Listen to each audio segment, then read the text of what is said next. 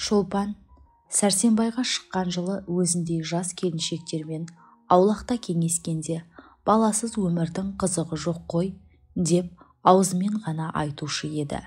Мал орнына сатылып, жаны сүймеген жанға жар болатын қазақтың сансыз қыздарының ішінен әлде қайда өзінің сүйгеніне тиген Шолпан шынында бастапқы жылы бала керек қылмады.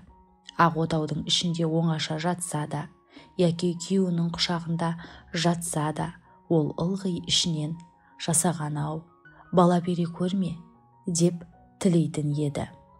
Балалы болсам, әдемі өмірім бұзылады-ау деп ойлайтын еді Шолпан. Бала туса, күйеуімен екеуінің ортасында бір тікенек өсетіндей болушы еді. Қиюласып қосылған екі жанның арасында жат бір үшінші жан түскен соң, екеуі де жалынды, екпінді махаббаттары бүлінер, бәсеңдер, суынар деп қорқушы еді Шолпан. Осы ойлармен талай түндерде, талай таң мезгілінде Тәңірден бала берме деп тілеп еді. Күншығыстан ақ жібектей таң атып келе жатқан мезгілде өзге адамдар сәждеге құлап, маңдайын топыраққа былғап, тысқа ұрып, Тәңірден бақытты тұрмыс, өшпес бақыт, кетпес байлық, әсіресе бала сұрайтын кезде Шолпан күрсін жасағанға бала бере көрме деп жалынып еді.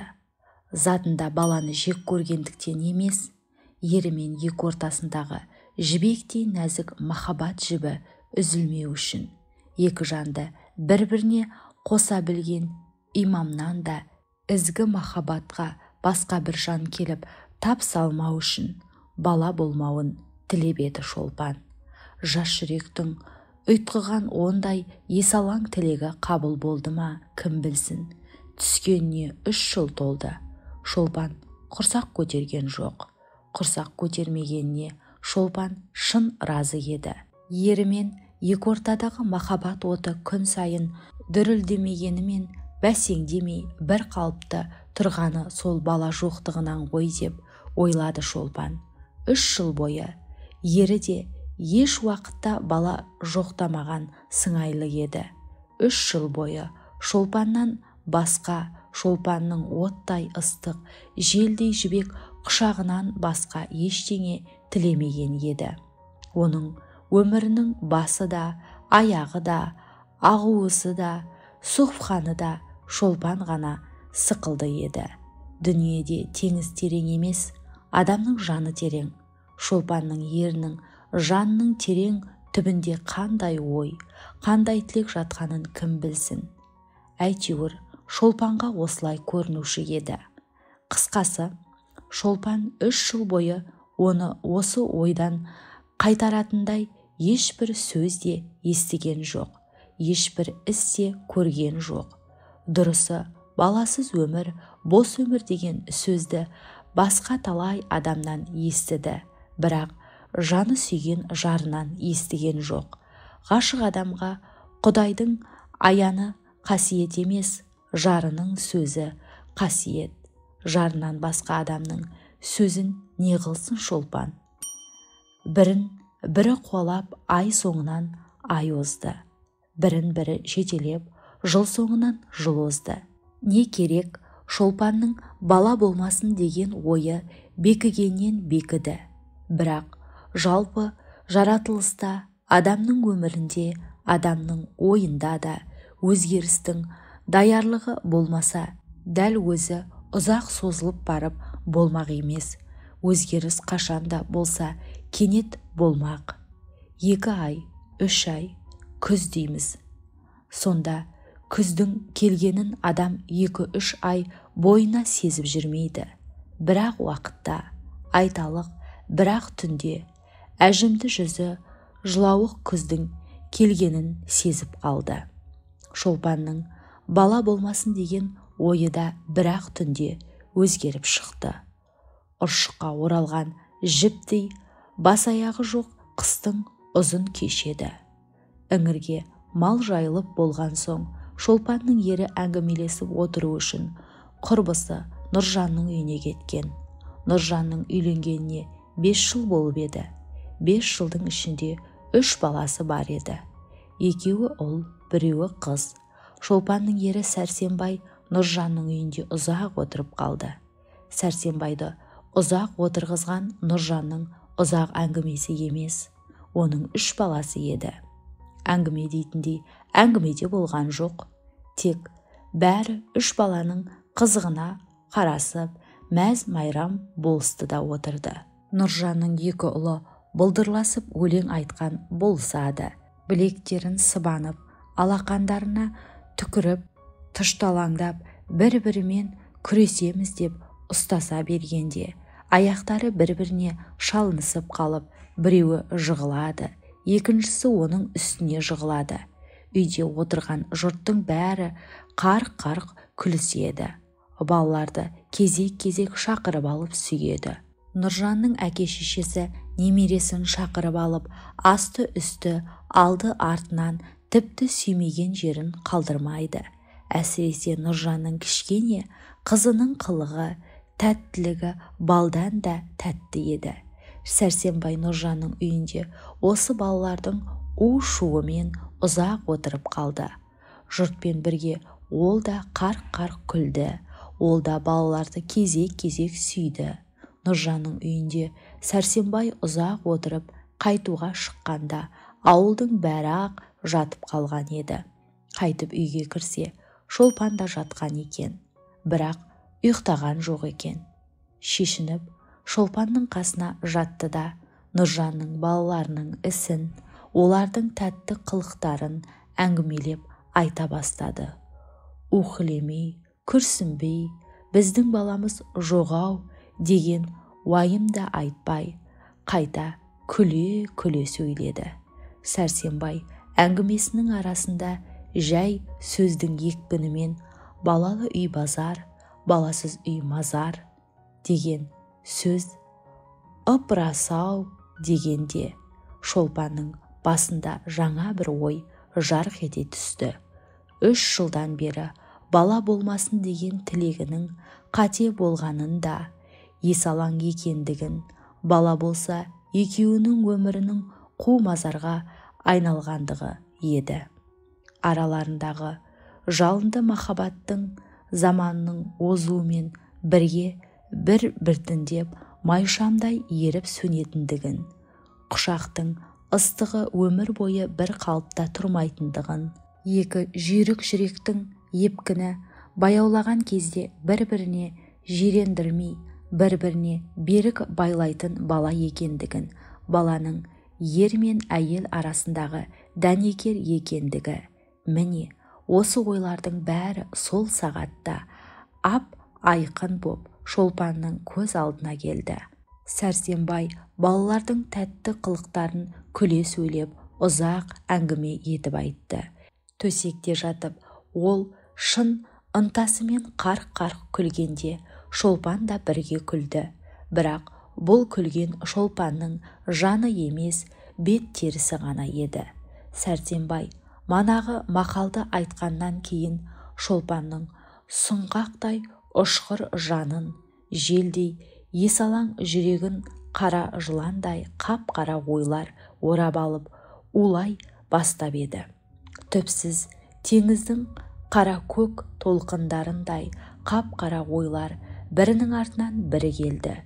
3 жыл бойына созылған есалаң тілек, әлдеқайда алыста бұлдырап келе жатқан кәрілік, көзінің оты сөніп, сұп-сұр күлгінге айналған күздей көңілсіз кәрілік, жанның қанатын қырқатын, жүректің отын сөндіретін кәрілік. Бала болмаса, сол кезде сөніп бара жатқан өмірге кім сәуле берер, кім оны жылытар? Бала болмаса, сол кезде ішіндегі дәні шіріп, кеуіп қалған шөптің қауысындай бос өмірдің кемтігін кім толтырар? Жоқ-ау, әлде қайда алыстаған кәрілік қоя тұр. Оған өмір не жетер, не жетпес. Сол кәрілік жетпей-ақ сол күннің өзінде-ақ өмір босап қалайын деп тұрған жоқ па? жаһанда онан күшті нәрсе жоқ деп, иман келіндерге махаббаттың күші ермен екеуінің бір-бірін берік байлауға 3-ақ жылға ғана жетіп, енді өз-өзінен сөнейін деп тұрғаны жоқ па? Ессіз Шолпан 3 жыл бойына бала болмасын деп тіледі. Енді сол бала болмағандықтан ертеңгідей әдемі өмір қу мазарға айналайын деп тұрған жоқ па? Міне Шолпанның жанында қара-көк теңіздің толқындарындай ұйтқыған ойлардың қорытындысы осы еді. Сәрсенбай әлдеқашан ұйқыға кеткен, бірақ Шолпан ана ойлармен уланып кірпік қаққан жоқ. Қыстың ұзын түні шайтанның шашындай ұзарғаннан ұзарды. Шолпанның ойлары да тереңдегеннен тереңдеп, қарайғаннан қарайды. Күншығыстан ағарып алтын таң атып келе жатқанда Шолпан болар-болмас күбірлеп, жасаған-ау бала бере гөр деп, жас балаша өксігін баса алмай жасағаннан бала сұрап жатыр еді. Осы түннен былай қарай Шолпанның бар тілегі бала болды. Жатса да, тұрса да, ояу болса да, ұйықтаса да, жасаған-ау бала бере гөр деген тілекті Шолпанның не аузы, не жүрегі айтушы еді. Бірақ бірін-бірі қуалап, ай соңынан ай озды. Тілей-тілей тілек тозды. Соған жүрек тозды. Тілек тозды, жүрек тозды. Өмір тозды. Талай түндерді көзден емес, жүректен ыстық жас төкті. Сопы болды. Ылғи дәрет алып, таза жүрді. Намаз оқыды. Күн сайын таң сібірлеп келе жатқандақ тұрып, сәждеге құлап, тасбиғын санап, Субханалла айтып, бірақ бала болмады. Шолпан өзінің сопылық жолға түсуі себебі бала дегендіктен ешкім айтқан жоқ. Жанына жақын ері Сәрсенбайға да айтқан жоқ. Сондықтан Шолпанның мынау мінезі Сәрсенбайға да, басқаларға да жат, оғаш көрінді. Жақыны да, жаты да күлісті, келемеж қылды. Ой, сен пірадар болайын деп жүрсің бе? Деп күлетін болды Сәрсенбай. Ауыл-аймақ Шолпанға пірадар келін, пірадар жеңге, пірадар абысын деп ат қойды. Үлкен де, құрбы да, бала шаға да күлді. Бірақ Шолпан жүрегіндегі жараны ешкімге ашқан жоқ. Ашқанмен олар ұғар ма еді? Теңінде адамның жүрек сырын, шертін ұғынуы мүмкін нәрсе емес қой. Теңіз терең емес, адамның жаны терең. Су түбінде жатқан зат жел толқытса ғана шығады. Ой түбінде жатқан сыр шер толқытса ғана шықпақ емес. Шықса шер мен сырдың көлеңкесі, сәулесі ғана шықпақ. Дүниеде адамнан қиын жұмбақ жоқ. Адам шешуі жоқ жұмбақ. Шешуі деп атауға болатын болса, адамның шешуі жалғыз өлім. Осы ойлар Шолпанның жанында тәсбиықтай тізілген ретті болмаса да, оның жаны соқыр сезіммен осы ойларға өзі барып тірелген еді. Шолпанның жүрек жарасын ешкімге сездірмескен тырысудың себебі осы еді. Не керек? Жақын, жаттың ортасында жалғыз болды. Бітеу жара болды. Жалғыз өртенді, жалғыз жылады. Дүниеден безді, сопы болды. Бала сұрады, қалайда бала болмады. Бала, сол бала үшін қандай ессіздік істемеді есті Шолпан. Ұшыраған молдадан дұға алып бақты. Аты естілген қожадан іштірткі жаздырып ішті. Көрінген сәлдеге шүкіртті. Шүйқадай қып-қызыл бетін қожа бесті. Бұқадай суға қарап, түпу деп үшкірткенде қожаның қасиетті лебі шетке бытырамай, тура түгел ішіме барсын деп жүрегі ойнап, жүзі бір қызарып, бір ағарып, бетін қожаның аузына тақап тосып отырушы еді шолпан. Ылғи көзім қарайып, басым айналды деген сылтау тауып, өзін бақсыға да қаратты. Тағы не істемеді шолпан? Өртке ұшырап аласырған жан не істейтін болса, шолпан да соның бәрін істеді. Бірақ бірін-бірі жетелеп жыл соңынан жыл озды. Баладан белгі болмады. Шолпан тілеуден танбады. Көзінде жас қалмады. Дүниеден безді. Пірадар болды. Әулиеге ат айтты. Қорасаған қой айтты. Жасаған-ау бала бере көр деді. Бірақ тілек іске аспай, аяқ жоқ жыр болды. Көп болып төгілген көздің жасы жерге сіңді. Тілек тозды, өмір озды. Шолпан бала көтермеді. Қанша жалынса да, қанша жыласа да, жасаған оған бала бермеді. Кім біледі, Тәңірдің шолпанға бала бермеуі өзінше дұрыс шығар, өзінше жөн шығар. Бастапқы жылдарда шолпанның бала бере көрме деген тілегі қабыл қылып, тозбайтын, қайта түзелмейтін тақтайына жазып қойған шығар. Шолпанның ендігі тілегі болары болып, бояуы сіңген соңғы пайдасыз бос тілек шығар. Ірі саудагерлердің бірі айтар, сауда жоқ дейтін мінезі кім біледі, Тәңірде де бар шығар. Тегінде Тәңірі де ауыздықсыз, арсыз саудагер. Тізгінсіз, менімен әкім мінезділер де бар секілді. Мұндай мінезі болмаса, бұйрығымды бұздың деп, аты мыз адамды жұмақтан тырдай жалаңаш айдап шығарма еді. Топырағыма табынбадың деп әзәзілді ібіліске айналдырар ма еді. Кім біледі, Тәңір ежелгі осы белгілерден салды ма, қалайда шолпанға бала бермеді. Дұғалы нағыз, ішірткі ішу, үшкірту, түкірту, қақтырту, соқтырту, намаз, ораза, садақа, нәзір, һәм басқа басы аяғы жоқ құлшылықтан ақырында шолпан шаршады. Бұл құлшылықтардан ешбір пайда болмағандығына көзі жетті. Тілегі қабыл болмады. Тәңірден тәуелі қайтты. Өмір шіркін, ескен желдей озып барады. Өмір бір құрылым машина. Тоқтау білмейді, шаршау білмейтін жансыз машина. Әлдекімнің жас орнына қан жылағанына, әлдекімнің үміті өшіп, гүлі солып жатқанын, дөңгелегінің арасында әлдекімнің қолы, аяғы, басы, барлық денесі кеткенін, денесі ғана емес, жаны, жүрегі кеткенін не қылсын? Қайрылып, қарау білмейді. Аяу білмейтін өмір шолпанның да жүрегінен саулап аққан қанына, қанаты сынып өліп жатқан жанына кідіріп, бұрылып қараған жоқ.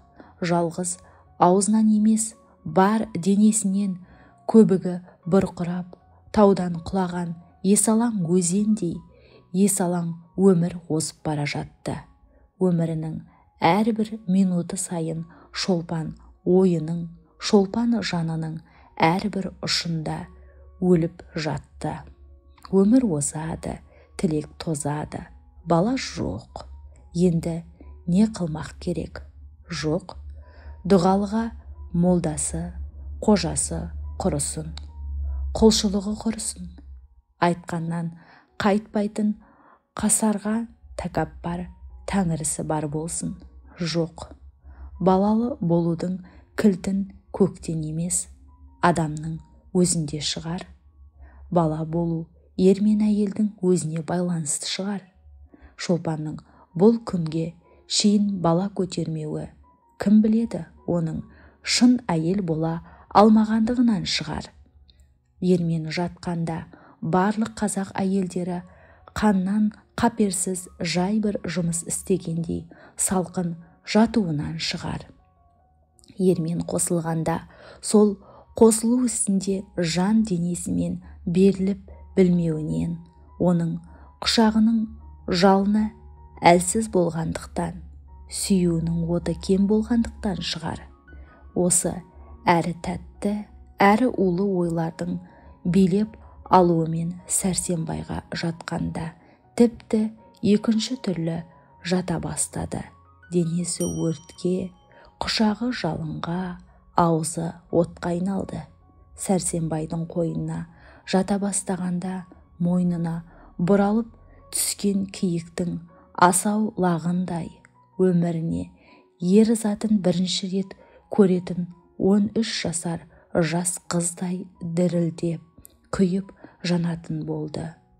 Құшақтағанда Сәрсенбайдың қабырғаларын бір-біріне қабыстырғандай қысып-қысып құшақтайтын болды. Аузында Сәрсенбайдың бетіне от жіберетіндей құшырланып, жалындап сүйетін болды. Шолпанның улы құшағында сең соққан балықтай соқтиып, уышып, айныған адамдай елжіреп жатып, Сәрсенбай, ой, сен кәрі бос қартайғанда жорға шығарайын деп жүрсің-ау, деп ырс-мырс күлетін еді. Сәрсенбайдың мынау күлкісі Шолпанның жүрек жарасына бұрыш сепкендей еді. Сол кездері оның көздерінде меруерттей мөлдіреп жас келетін еді. Жанына жақын көретін Сәрсенбайдың оның жан сырын, жүрек жырын ұқпағанына зығырданы қайнаушы еді. Жүрегі уға толушы еді. Бала үшін дүниеден безіп, сопы болып жүрген кезінде пірадар деп, келемеждеп қалғанында, сол бала үшін жан тәнімен беріліп, әдейі есалаңданған шақтарында оған жорға деп ат қойғанына Шолпан Сәрсенбайға шын ренжуші еді. Бала екеуінің де жоғы емес пе? Екеуіне де бірдей керек байлам емес пе? Сәрсенбай сол ортақ жоқты неге бірге іздемейді? Баласыз өмірдің бос екенін неге сезбейді ол? Ол неге сол іздеу отына Шолпанмен бірге түспейді? Бірге жанбайды? Еркек атаулы бала дегенде ішкен асын жерге қояды. Сәрсенбай неге бала деп аузай алмайды? Әлде? Жоқ. Болмас. Кім біледі? Жоқ. Ендеше ол неге бала іздемейді? Неге шынында ол? Әлде бедеу еркек пе екен? Тәңір. Егер ол шынында ол бедеу болса, құлшылықтың кемдігінен, құшағының салқындығынан болмай, Сәрсенбайдың бедеулігінен болса, 5 жылдан бері Шолпанның жүрегіне түскен жара мәңгі жазылмайтын жара болғаны ма? Жайнамаз үстінде төгілген ыстық жастар, жалынды құшақтар, отты сүюлер бәрі әсерсіз желге кеткені ме?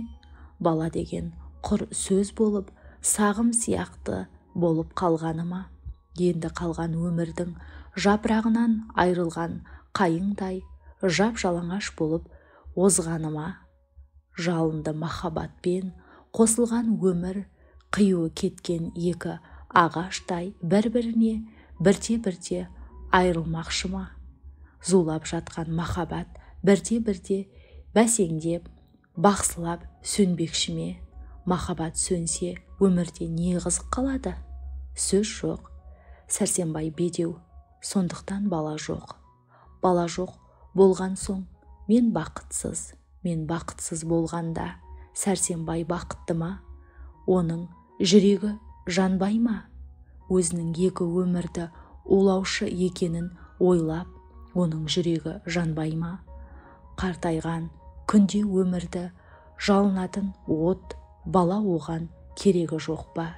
Сөз жоқ. Мен бақытсыз болсам, Сәрсенбай да бақытсыз. Ендеше осы батып бара жатқан өмір кемесін бақыт жарына кім сүйреп шығара алады. Шолпан, жалғыз Шолпан, бір өмір үшін емес, екі өмір үшін Шолпан осыны істеуге міндетті. Шолпан бала табуға міндетті. Теңізден терең, таудан зор күнә қылып болса да, ол бала табуға міндетті. Ізгі тілек үшін істелген күнәні жасаған кешпес пе екен? Жоқ, Құданың рахметі мол, ол кешеді. Тәңір кешер-ау, бірақ адам кешер ме? Ұрлық қылда малтап, ойнас қылда балатап. Осы мақалды шығарған кісіге лағынет жаусын, лағынет. Жасаған-ау, өзің кеше көр, бір өзің. Шолпанның осы күнәлі ойлармен уланып, ыстық жасқа шомылып жатқанына Сәрсенбайға тигенінің 8-ші жылы еді. Май айы, ауыл қыстауының жанында жылжып қана қойған. Шаршы түс мезгілі, кішкене жел бар. Маса жоқ есебінде. Көкте көк ала торғын бұлттар маужырап қалғып, ерініп қана әлде қайда жылжып бара жатыр. Ауада торған, оралып тұрған сықылды. Желден еркелікпен тартылып, мойынның ауырғанына қарамай қиястанып асау құлындар тұр. Олардың жанында құйрығы мен арқасын анда-санда салмақпен сипап тұрған сақа биелер. Құлыным-ау, құр мойының ауырады. Қиястықтан пайда жоқ деп ақыл үйреткен сықылды. Құлынның алды-артына түсіп, «Бұ не болды саған? Не болды саған, құлыным?» деп абыржып қулықтап жүр. Құлықтардың бұл мінезі ұнатпай, «Өй, елпектеген сорлы, сабыр қылсайшы, ешбір пәле жоқ» дегендей кәрі айғыр құлаған әлсін-әлсін жымпитып қояды. Қой, әлі өрістен келген жоқ. Үйшіктегі қарны ашқан қошақайлар мә деп зарлап тұр. Сол уақытта ақ отауының алдында күнге жылынған мысықтай керіліп Шолпан отыр еді. Ол бір нәрсе тігіп отырған сықылды, бірақ шынында ол тігіп отырған жоқ. 3 айдан бері аруақтай артынан қалмай жүрген күнәлі ойларын ойлап отыр еді. 1 ай болды. Шолпан күнәға белін берік байлаған. Ізгі тілек үшін, ізгі күнә істеуге, бір бала үшін, жан-жары Сәрсенбайға қиянат қылуға ол ойын бекіткен. Сәрсенбай бүгін қонаға қалатын шығар. Әйтеуір істейтін болған соң ұзақ сорып, умен құр улана беруден не қасиет? Жарайды, соза беруде қасиет жоқ. Бірақ лайықты кім бар? Болашақ балаға ата болуға лайықты кім бар? Жылқышы, адам құлы. Дұрыс, құлмен жүрсе сыр шерткен паш болмас па еді? Жабулы қазан жабулы күйінше қалу еді. Бірақ адам құлдан қандай бала тумақ? Күңнен күң, құлдан құл тумақ емес пе? Болса, бала құл болмасын, ұл болсын. Бала болса, мүт болмасын, мүт болмаса, жоқ болсын. Ынжық, жасық құл баланың болғанынан болмағаны игі. Жоқ, адам құлы адыра қалсын. Жә, енді кім болар? Ешкім жоқ. Махаббаттың ақ қанатын кірлетуге тұратын, әсіресе болашақ балаға ата болуға лайық ешкім жоқ. Шолпанның ешкім жоқ па? Шойбай жоқ, Жұмағали жоқ, Әзімбай қалай болар?